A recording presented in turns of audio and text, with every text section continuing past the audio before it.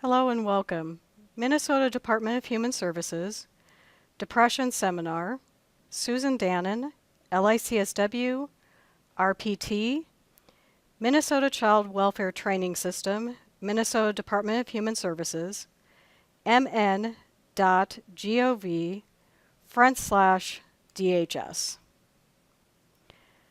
Our topic today is on depression, and so we're going to start out talking a little bit about what is depression. Depression is when you feel negatively about life, you feel frustrated, negative, and sad, and there's a loss of desire to live life fully. So you have a loss of motivation, loss of interest, and a loss of enthusiasm. And so life just feels hard. So as we're looking at and talking about depression, one of the things that I like to look at with children's mental health is behavior versus biology with mental health issues. So when I look at this, I look at the fact that there are behavioral issues in mental health where the child has chosen a behavior that has a purpose in order to get a need met. It may be that the child is aware of doing this, and at other times they may not be aware. However, it is a choice that they have made as far as what they have found works for them in order to protect themselves either emotionally or physically. Then there are mental health behaviors. This is where the child has an increased difficulty controlling their behavior despite their best effort due to biological factors. In these cases, the child has some brain differences, such as chemical imbalances in the brain, neurological issues, or damage to the brain development because of trauma or other illnesses or physical injury. So, the thing to remember with this is that we need to set appropriate expectations based on the child's mental health needs, and knowing how much the child is able to control these behaviors due to their mental health. It is believed that about 40% of depression cases are genetically linked, and about 60% are due to environmental factors. So it's good to know if the child's depression is believed to be more genetically linked or if it's more due to environmental factors that are influencing them. Another thing to look at before we get started is how culture and mental health impact one another in regards to diagnosing depression. Cultural differences impact how we assess, cope with, and treat the behaviors and symptoms in mental health. And a lot of this has to do with the fact of how problematic or accepted a behavior or symptom is in the child's community, family, faith, and or social group. For instance, in some cultures, individuals are more comfortable reporting physical symptoms in regards to depression rather than talking about mental health symptoms. So there's more an emphasis on talking about stomach aches, fatigue, neck pain, and headaches rather than discussing the mental health symptoms of the depression. In other cultures, oftentimes depression will be referred to and related to energy flow rather than discussing it as a medical disease. Also, how accepted depression is in a culture impacts the child or teen's willingness to admit to symptoms and to accept treatment. For instance, in a 2007 study, approximately 63% of African Americans viewed depression as a personal weakness. And this could end up being a barrier to individuals seeking treatment. So the thing to be aware of is that if you believe that a professional is not aware of the cultural belief systems that may be impacting your foster child, let them know what those might be. You may want to approach that with the therapist, saying that you were told that in the child's culture there are certain belief systems around depression, or letting them know what information might be important for them to ask the child about.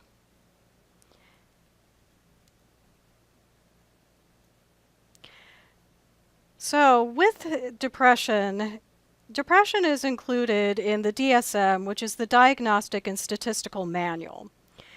The Diagnostic and Statistical Manual has a list of symptoms that help determine the diagnosis.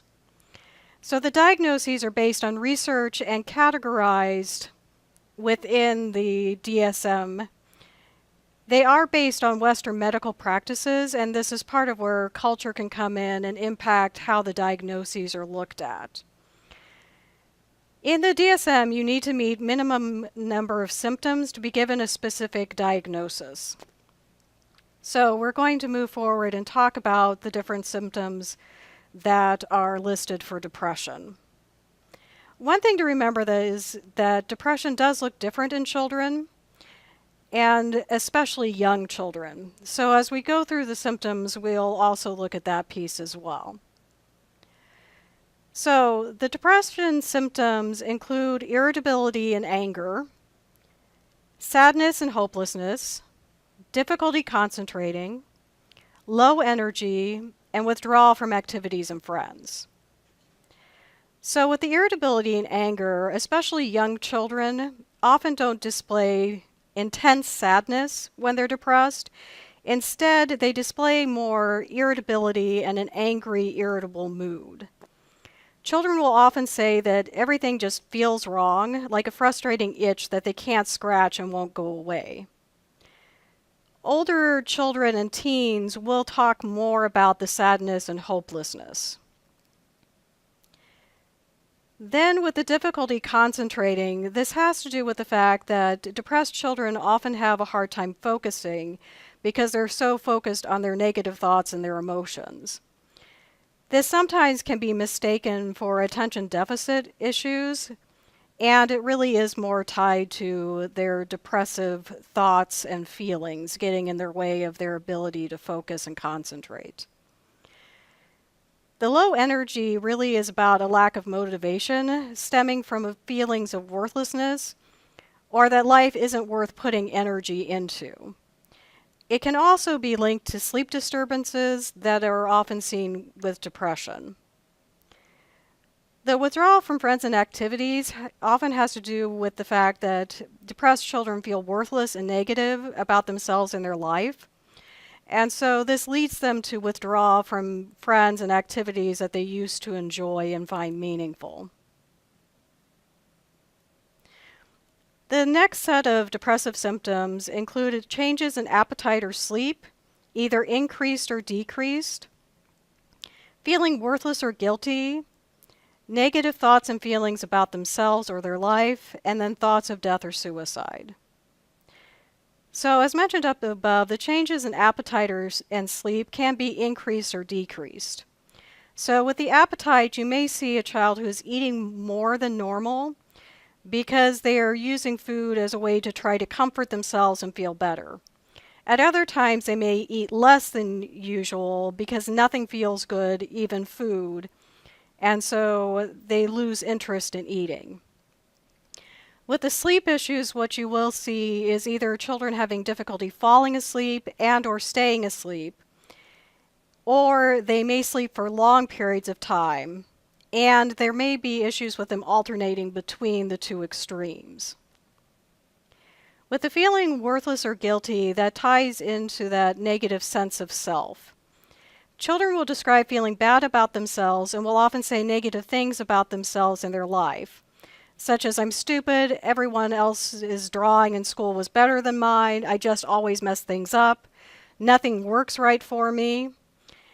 The other thing that you may see is that children will also self-punish. So they will hit themselves or bang their heads for doing something that they feel is stupid. They may also do things like throwing away a treat because they feel like they don't deserve it. In more serious cases, you'll start hearing comments like, everyone would be better off without me, I wish I could just go to sleep and not wake up, or no one would miss me if I were gone. With those type of comments, you're really starting to broach into parasuicidal thoughts. The thoughts of death or suicide we will discuss a little bit later. In the DSM, there are 3 categories of depression. The first is major depression, which is a severe depressed mood more days than not. And the DSM does acknowledge that with children, this can be more of an irritable, angry mood rather than a severe depressed mood. One of the newer categories that came out with DSM-5 in 2014 was disruptive mood dysregulation disorder, also referred to as DMDD.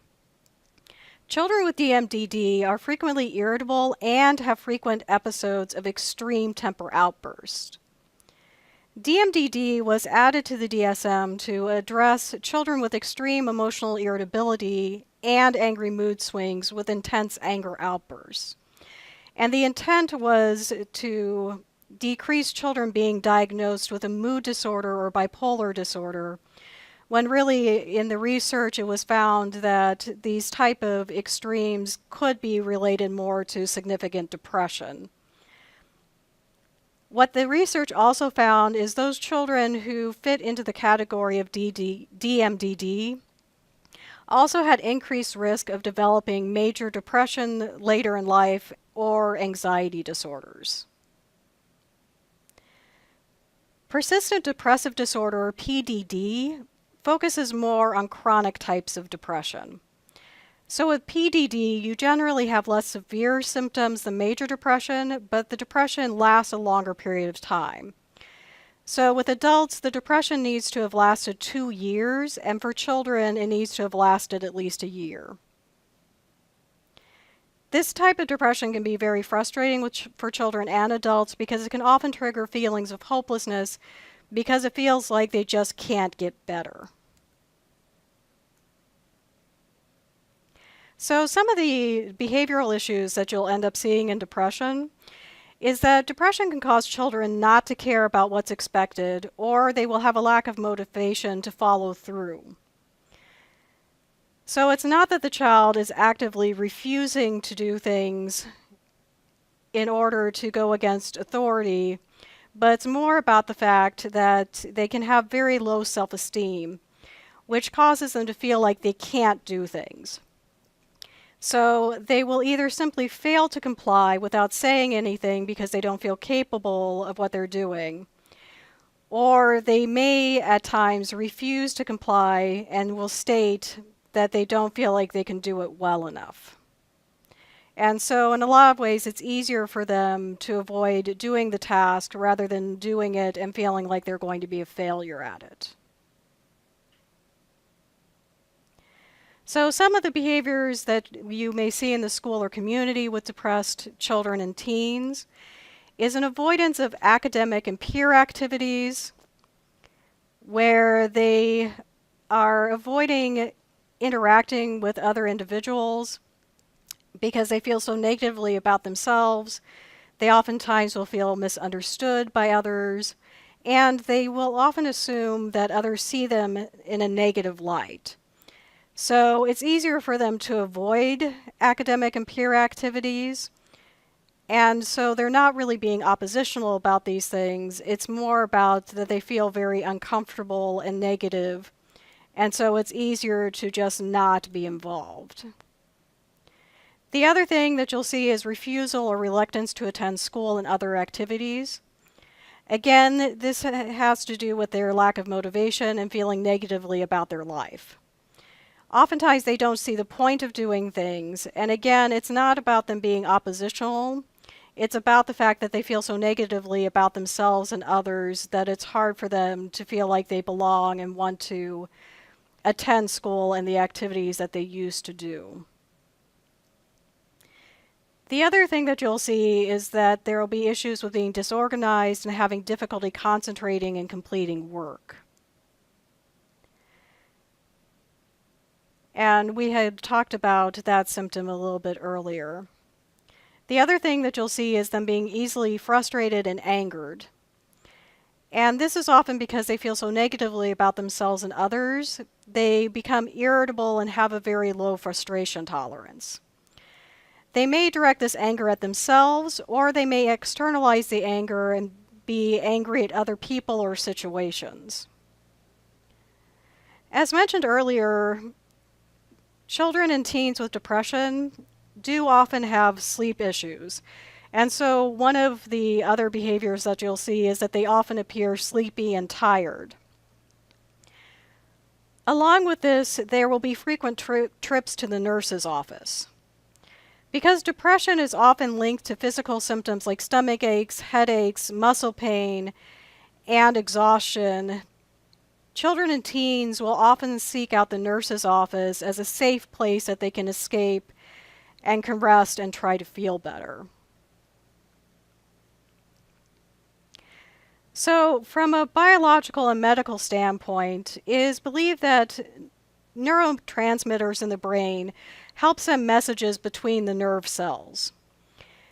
So it is believed that in depression there are issues with the neurotransmitters that trigger the problems with both anxiety and depression.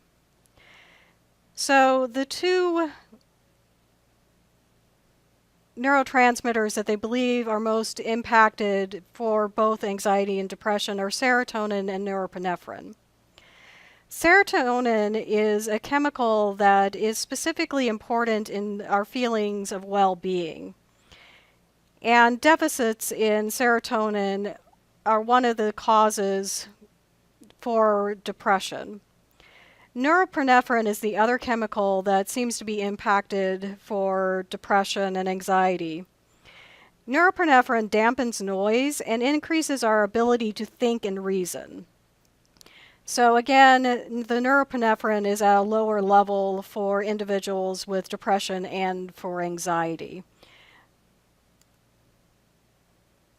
So because there are these chemical imbalances in the brain, and these imbalances can trigger those significant depressive symptoms, medications can be very helpful in addressing these issues.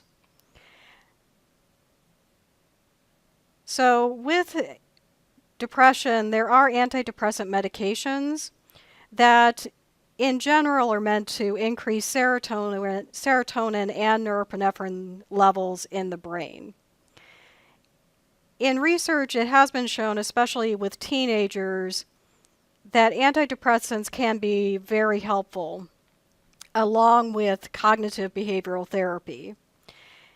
And the research has shown that that combination of both antidepressants and cognitive behavioral therapy with teens is the most effective way of achieving remission of the depression more quickly.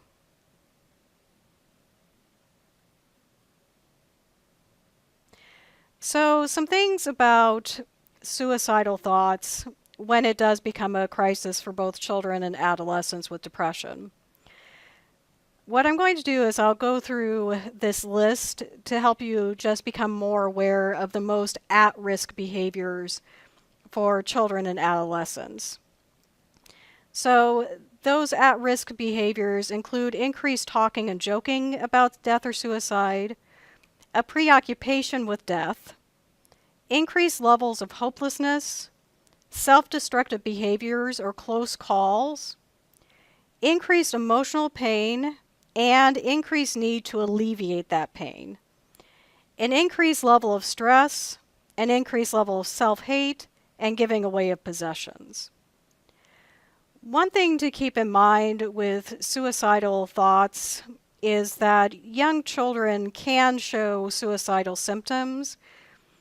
Oftentimes we tend to dismiss younger children when they're talking about suicide. However, it should be noted that suicide is actually the fourth leading cause of death for 10 to 14-year-olds. So it's not just older adolescents who can become suicidal. So if your foster child is making suicidal comments or showing the behaviors of suicidal warning signs, you should contact a mental health professional as soon as possible, and or contact the children's case manager that you are working with. One thing to remember also as a foster parent is that you are not responsible for determining if a child is at risk of harming themselves. However, you are responsible for letting others know that you believe that this could be an issue. So, a little bit about crisis planning. There is a crisis kit that NAMI of Minnesota puts out. That includes the crisis plan that you can download from their website. So if you go on the NAMI website, it's namihelps.org. And NAMI is spelled Nami, and that stands for the National Alliance of the Mentally Ill.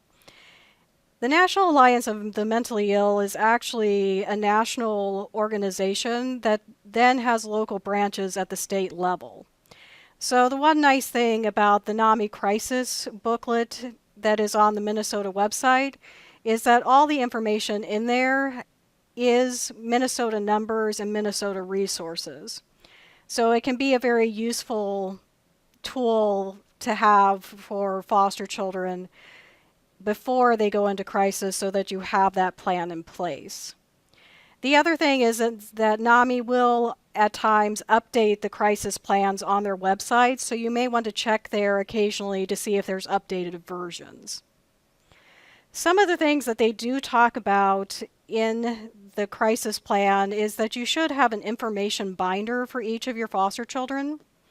What that binder is for is to have the crisis plan in the binder along with information about the child's history, hospitalization history, contact information, and any previous mental health treatment. And so it allows you to have a crisis kit that's put together that makes it easier if you have to take the child to the hospital in a mental health crisis. The other things that they recommend is having a backpack packed with snacks, games, music, or books. Oftentimes you may end up waiting for a long period of time if you do have to take the child to a hospital. And so having things that would entertain them in those crisis times is a good option. The other thing that you might want to do is have an emergency bag packed that has a change of clothes and basic hygiene supplies, so that if the child does get admitted into the hospital, that you have those things ready to go so that you don't have to go back and get them if the child is admitted. So when we start talking about treatment for depression, as I mentioned earlier, one of the best evidence-based treatments for depression is cognitive behavioral therapy. So what cognitive behavioral therapy has to do with is that there is a link between our thinking, our feeling, and our doing, which is often referred to as the cognitive triangle. So if you think about that, the way we think about things impacts the way we feel, and that impacts the actions that we have. So for instance, if I have the thought that nothing ever goes right for me, then I'm going to feel worthless and frustrated. And therefore, my action may be that I don't do anything because I don't feel that anything is worth doing. So the role in therapy is really to work towards disrupting the cycle by intervening and assisting the client in recognizing the depressed thoughts, and then working on helping them change patterns of thinking and patterns of action. So with a couple of the handouts that you were given, there is a handout on depression that talks about thoughts, physical sensations, and behaviors and how those are linked, and that cycle of depression. So that can be really helpful, especially in explaining depressive symptoms for older elementary children and adolescents. The other one that is in there is a handout on increasing activity level. And so one of the things with the cognitive triangle is talking about the ACE log, which is achievement, closeness to others, and enjoyment.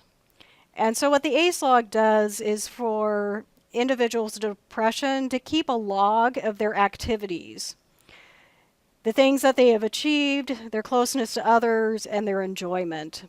And so it's a way to kind of look at their goals and increase their activity and exercise levels to increase their mood. And so those can be really helpful handouts to look at with older elementary students and adolescents. So with the cognitive triangle, kind of what the intervention looks like is that even if the child doesn't feel like doing something, that they're still going to go out and try. So even if the child doesn't feel like going out and playing soccer, they still go to soccer practice. And the hope is that by doing something positive, even if they don't feel like it or even if they think it's not going to help, just having that activity can increase a sense of positive control, and also having that exercise can also increase positive chemical reactions in the brain. And so with all of that, what we're trying to do is change the messages that the child is sending themselves about how they're thinking, how they're feeling, and what they are doing. So with that, I'm going to show a short video that is from a book called the Blue Day Book. And the lovely thing about the Blue Day Book is it is for younger children, and then they also have a version for adolescents and teenagers as well. And it goes through talking about the depression and how to look at it in kind of an amusing way, but also some things that they can do to help themselves feel better as well. The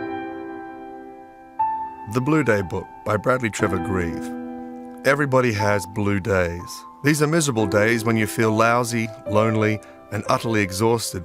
Days when you feel small and insignificant, when everything seems just out of reach. And just getting started seems impossible. You feel frustrated and anxious, which can induce a nail-biting frenzy that can escalate into a triple chocolate mud cake eating frenzy in the blink of an eye. On blue days, you feel like you're floating in an ocean of sadness. You're about to burst into tears at any moment. You're not sure how much longer you can hang on, and you feel like shouting, "Will someone please shoot me?" It doesn't take much to bring on a blue day. You might just wake up not feeling or looking your best, have an embarrassing photograph published, make a fool of yourself in public, or just have a plain old bad hair day. What to do? What to do? Well, if you're like most people, you'll hide behind the flimsy belief that everything will sort itself out. Then you'll spend the rest of your life looking over your shoulder, waiting for everything to go wrong all over again. Who knows what fantastic things are in store just around the corner? So how can you find that blissful, just sliding into a hot bubble bath kind of feeling? It's easy. First, stop slinking away from all those nagging issues. It's time to face the music. Now, just relax, take some deep breaths. Try seeing things from a different perspective. Maybe you're actually the one at fault. Be proud of who you are, but don't lose the ability to laugh at yourself. Live every day as if it were your last. Take big risks. Never hang back. Get out there and go for it. After all, isn't that what life is all about? I think so too.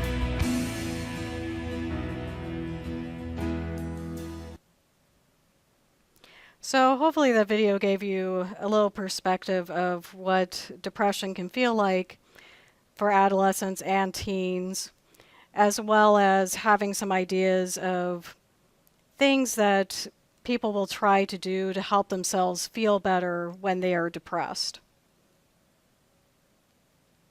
So one of the other things I look at when working with kids with depression is what is referred to as the crucial C's.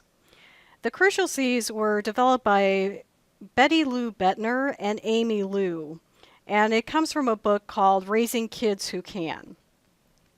So with the crucial C's, what they refer to is courage, count, capable, and connect. So courage is the ability to accept challenges and feel like you are strong enough to take on new risks. Count is feeling like you have purpose in the world, that your life has meaning. Feeling capable means that you feel like you can do things. And then connect has to do with having a sense of belonging. So for kids who are struggling with depression, sometimes you can describe that with the crucial C's. So kids who lack courage are kids that are afraid to try.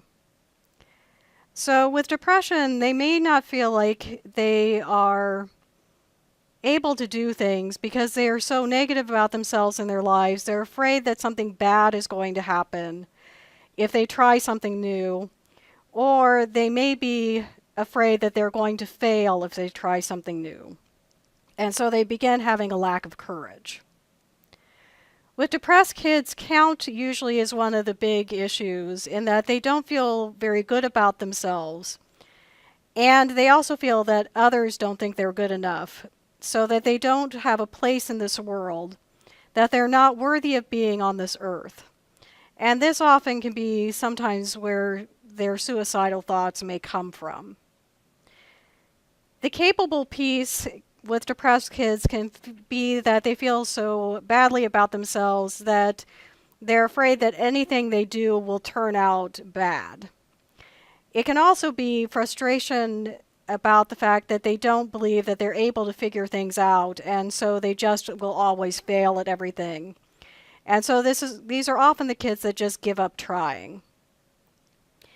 And the connection can also be a huge struggle for kids who are depressed.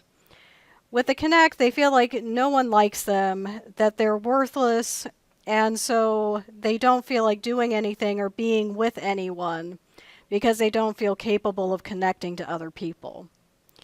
So one of the things I look for in depressed kids is what of their crucial Cs are strong and what areas in their crucial Cs need strengthening.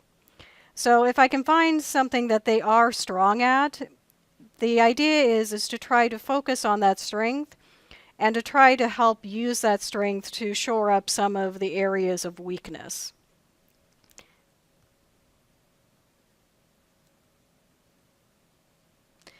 The other thing that I look at is the goals and the purposes of behavior. So there are 4 basic goals of misbehavior. And the idea with this is that all behavior does have a purpose. It's the way that individuals find to cope with situations. However, those coping skills can become unhealthy over time. So the things that we see are attention seeking, which is where the child feels like they need to be acknowledged. Power is where the child needs to be in control of things. So they may become oppositional. Revenge kids are usually kids that are trying to protect themselves. So these are children who often feel very negatively about themselves, who have been very hurt. And so they're proactively striking out at people so that they don't get hurt again. And then the last one, the proving inadequacy, is also sometimes referred to as the very discouraged kids. So this category is usually the one we most frequently see with kids with depression.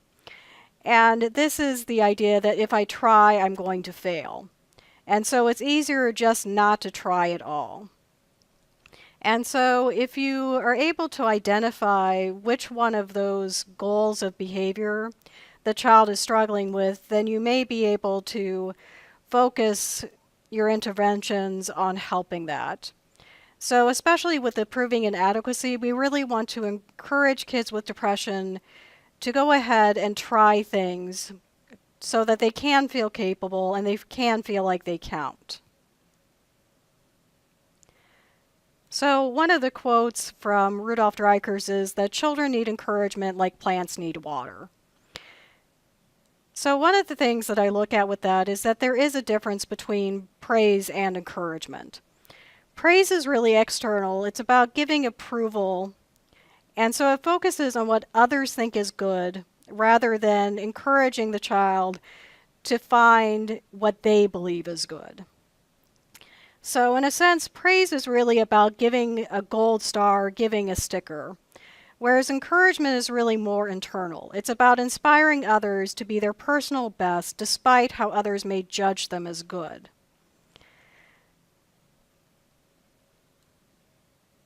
So with kids with depression, we really want to focus on their values, their progress, and their assets. So, especially for kids with low self-esteem who feel like they are not able to meet everyone else's standards of what is good, we want to encourage their own sense of good. So our job is to help them see the good in themselves and notice the things that they value, the progress they are making towards their goals, and what their strengths are. So the things that we want to avoid is that we don't want to use value words like good and great. And instead, we want to focus on their progress that they are making personally, rather than looking at just the end product. So it can be things as simple as, wow, this week you only had 3 missing assignments instead of 6. And so we're also looking at the small progress that they're making over time. So the kind of things that we really want to focus on and say are things like, that's important to you. You were able to figure that out. You really know what you want to do. You thought that was too hard and you were able to do it.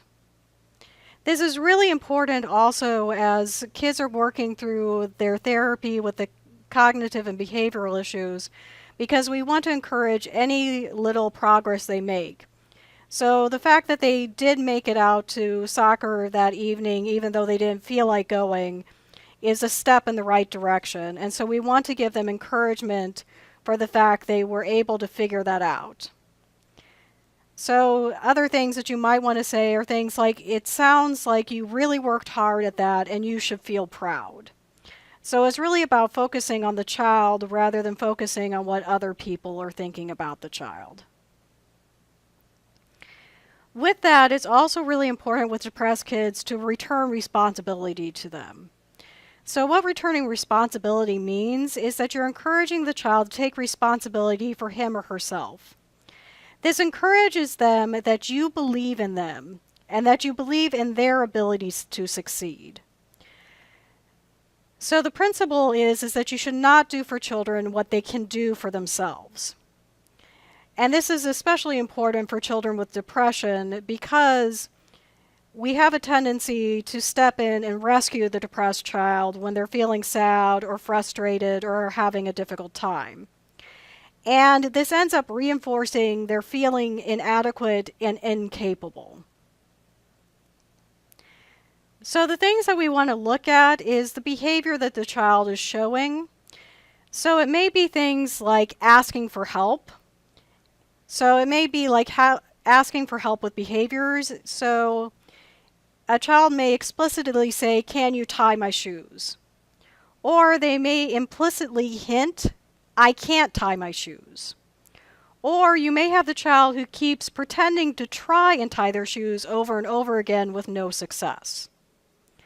The other thing from depressed children will be them asking for help with decisions. So explicitly, it may be a child who is coloring and will ask you, "What color should I use?" They may implicitly hint at, "I can't decide on the color." Or the child may just stand and stare at the picture with the crayon in hand, waiting for someone to step in and rescue them because they don't feel that they're capable of making their own decision. So the way that you return responsibility to the child is saying things like, "You'd like me to, and I think you can. I bet you know what you want to do.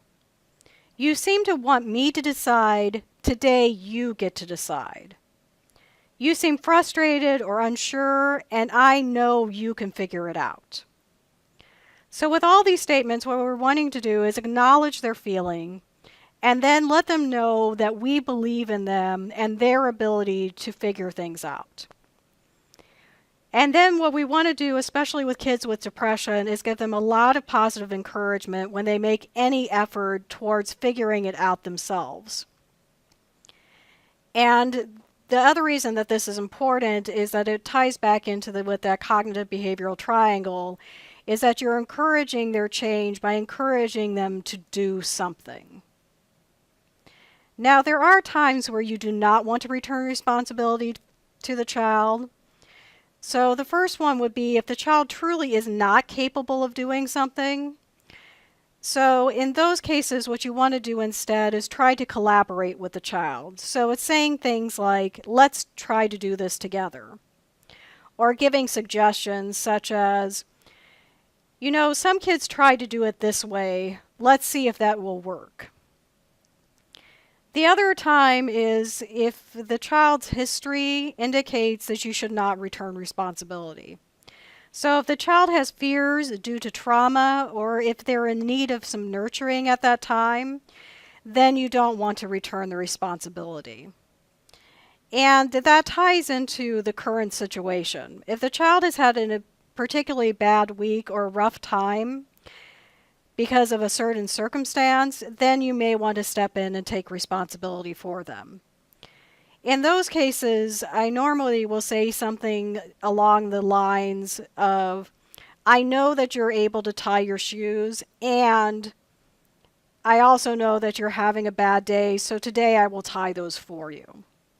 And so then it's not so much about the fact that I don't feel that the child is capable of doing those things, but instead what I'm letting them know is I'm willing to step in and give them comfort and nurturing because I know that's what they're needing in the moment. The other thing that's really important with kids with depression is to energize their system. So, as mentioned earlier, that doing piece, their behavior becomes very lackluster. They don't have a lot of energy. They have difficulty motivating themselves to do things. So, if we can encourage them to engage in something, whether that's going for a walk with them, playing a game, getting artistic with them, putting on some music and dancing. It can also be smells that are happy and energizing. So often citrus smells are considered some of the most energizing smells. So cutting fruit up, having essential oils that are lime, orange, lemon, that are very energizing to the nervous system can be a positive way to work on that. And then also just really encouraging them. I know you don't feel like doing, and it might help. So really encouraging them to go ahead and do things even if they don't feel like it, because that will help energize them and may help break that cycle of the thinking, feeling, and doing. Another thing with the doing that can be really helpful is superhero posing. So interestingly enough, Harvard had done some research that shows how what we feel, think, and act is impacted by our body language by a great deal. So what they found was that the more confident we are when we adapt a body language of a superhero, we actually have a chemical reaction in our body that encourages positive energy. So the superhero posing is not just a mind trick, it's something that actually has a physical reaction in our body. So what the Harvard scientists did was that they had subjects in two groups. The first group was told to do power posing before a job interview, and the second group was instructed to assume lower power positions before an interview. The interviewers who did the power posing were ones that ended up getting chosen for the jobs more often than those that did not. So what they found is that there was actually an increase in testosterone level, a decrease in cortisol, which is a stress hormone. And so those individuals in the power posing group felt really just kind of amazing doing that. What was interesting is they found that those individuals that did the lower power positions actually ended up having elevated stress levels, and their testosterone was also reduced. So, encouraging kids to do power posing can be really meaningful. So if you have a kid who's feeling negatively about themselves, especially before an event, test, or job interview, have them imagine being their favorite superhero and power pose for 2 minutes. Now, on the opposite end of the spectrum, some depressed kids can end up becoming overly energized because of their frustration, their anger, and their irritability. So with those kids, instead of energizing the system, we want to calm their system, especially if they're feeling overwhelmed. So we want them to sit down and feel the ground underneath them. So we want them to notice their central nervous system and take a few deep breaths and feel grounded again physically, emotionally, mentally, and energetically. Another thing that can really work is pressing on a pressure point on the forehead. And you have that handout as well that explains how that works with the acupuncture point. So pressing on the center of the forehead can have a reduction of stress-related hormones and nervous system. The other things that have been useful for kids with depression are yoga movement and deep breathing. So deep breathing can be a really good thing for kids to slow down their nervous system and help them calm down. The other thing that is in your handouts are 2 relaxation scripts that are for energizing and connecting. So these are both good for kids with depression. So the Happy Thought Bubbles is for younger children, and then the Heart Radio would be for older elementary and adolescents. The other thing that can be helpful is having some of those calming rituals at bedtime, especially for those children with depression that are having a hard time going to sleep at night.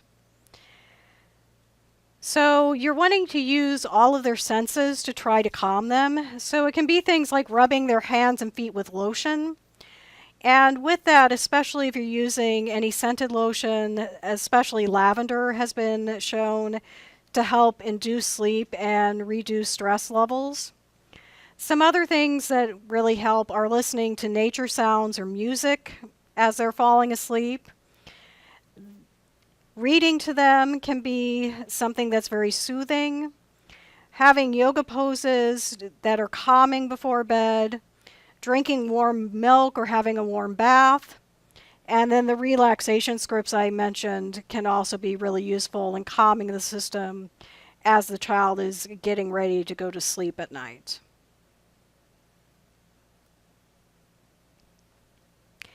So the last piece is about interacting with schools in regards to kids with depression. So one of the things that you're wanting to do is to work with the teacher to understand the child's depression.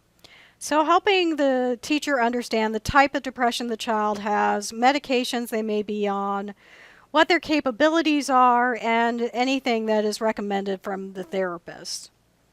The other thing is that there are several teachers who have worked with kids with depression in the past, and they may have some ideas and suggestions for you as well. One of the other things that you want to do with the teachers is to really advocate for the child.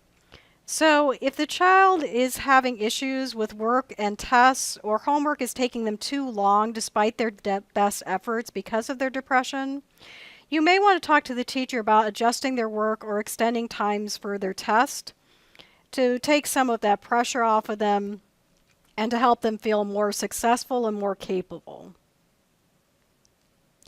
Some other things that have been found helpful for kids with depression in the school system is having a person to check in with on a daily basis. So establishing a person at school that the child can check in with, especially in the morning, to just let them know how they're doing, what their mood is, and what they're struggling with at the time. The other thing is trying to really encourage that connection piece.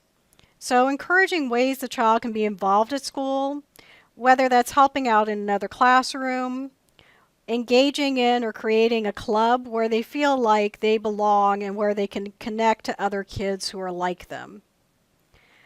With that, you want to really encourage the passion that kids with depression have.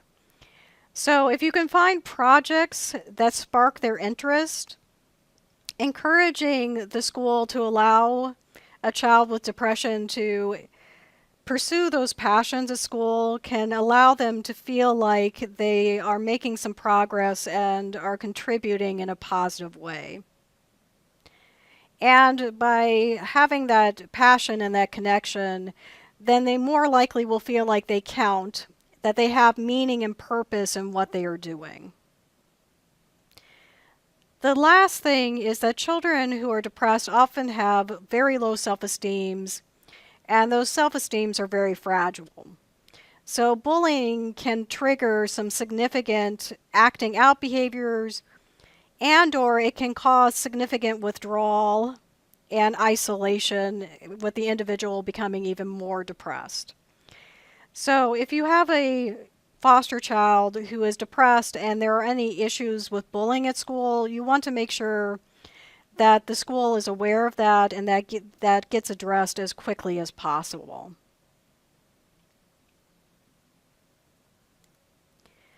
Another thing that is very useful, especially for kids who have more of the issues with irritability and anger with their depression, is to have a cool down pass. So this is where the child would have a pass where they could go someplace inside or outside of the classroom to decompress. So one of the things we sometimes will do is have a calming toolbox of items that will help the child de-stress. And we normally will let them pick what items they want to put in their box that they think might be helpful for helping them relax when they are starting to feel overwhelmed, angry, and irritable. As mentioned earlier, we also want to really look at encouraging their effort, not their outcome. So we want them to focus on them doing their personal best, despite what others may think.